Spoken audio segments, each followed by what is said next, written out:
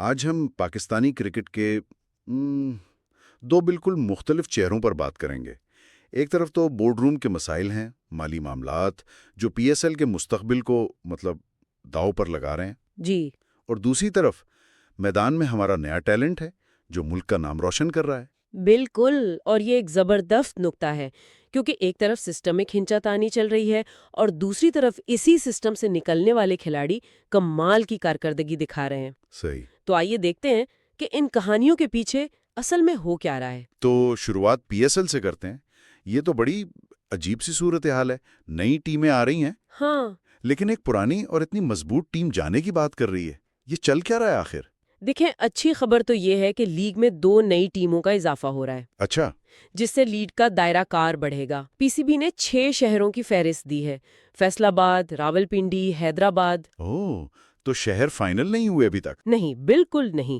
فہرست میں سیالکوٹ، مظفر آباد اور گلگت بھی ہیں، اور خریدار کو اختیار دیا ہے کہ وہ ان میں سے کوئی بھی شہر چن لے۔ صحیح۔ یہ تجارتی لحاظ سے ایک بہترین حکمت عملی ہے کیونکہ اس سے ٹیم کے ساتھ شہر کا ایک مضبوط تعلق بنتا ہے۔ یہ تو بہت مثبت قدم ہے، لیکن پھر یہ ملتان سلطانز کا معاملہ اتنا کیوں بگڑ گیا ہے؟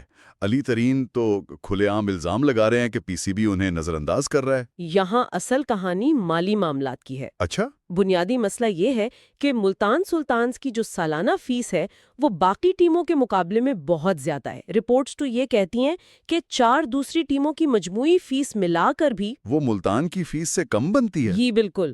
تو یہ ایک بہت بڑا مالی بوجھ ہے جسے وہ کم کروانا چاہتے ہیں۔ ایک منٹ، میں نے یہ بھی پڑھا کہ پی سی بی نے ایک ویلیویشن کروائی تھی جی اور اس کی ادائیگی پی ایس ایل کے بجٹ سے ہوئی جس میں ملتان کا بھی حصہ تھا، ہاں، یہی تو تنازع کی جڑ ہے۔ اور اب وہی رپورٹ انہیں نہیں دکھائی جا رہی ہے۔ یہ تو سیدھا سیدھا اعتماد کا مسئلہ لگتا ہے۔ جی بالکل، اور یہی اس تنازع کا قانونی پہلو ہے۔ جب آپ کسی چیز کی ادائیگی میں حصہ دار ہیں تو اس کی تفصیلات جاننے کا بھی حق رکھتے ہیں۔ اب علی ترین کے پاس 2 راستے ہیں: یا تو وہ قانونی کارروائی کریں یا وہ امید کر رہے ہیں کہ یہ معاہدہ ختم ہو جائے تاکہ وہ کم قیمت پر دوبارہ ٹیم خرید سکیں۔ لیکن اس میں تو خطرہ بھی ہے۔ بہت بڑا خطرہ ہے۔ ہو سکتا ہے کہ پی سی بی ان کا لائسنس ہی منسوخ کر دے، جس سے لیگ ایک مضبوط ٹیم سے محروم ہو جائے گی۔ تو ایک طرف لیگ کی انتظامیہ میں یہ سب چل رہا ہے، لیکن چلیں ذرا میدان کی طرف چلتے ہیں۔ دیکھتے ہیں کہ پاکستان کا مستقبل یعنی ہمارے نوجوان کھلاڑی کیا کر رہے ہیں۔ اور کیا خوب کر رہے ہیں۔ ایمرجنگ ایشیا کپ میں پاکستان ٹورنامنٹ کی واحد ناقابل شکست ٹیم ہے، زبردست۔ اور سیمی فائنل میں ہمارا مقابلہ سری لنکا سے ہے۔ دوسری طرف انڈیا کا مقابلہ بنگلہ دیش سے ہے۔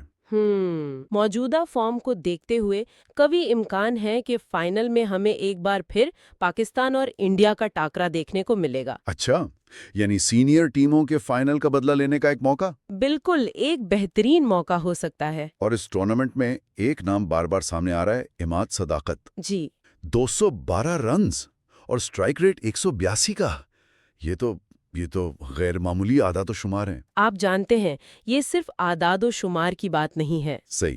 اماد صداقت کی بیٹنگ دیکھ کر ایک خاص اعتماد نظر آتا ہے۔ جی انڈیا کے خلاف میچ میں جب پوری ٹیم دباؤ میں تھی، وکٹیں گر رہی تھیں، جی، میں نے وہ اننگز دیکھی تھی۔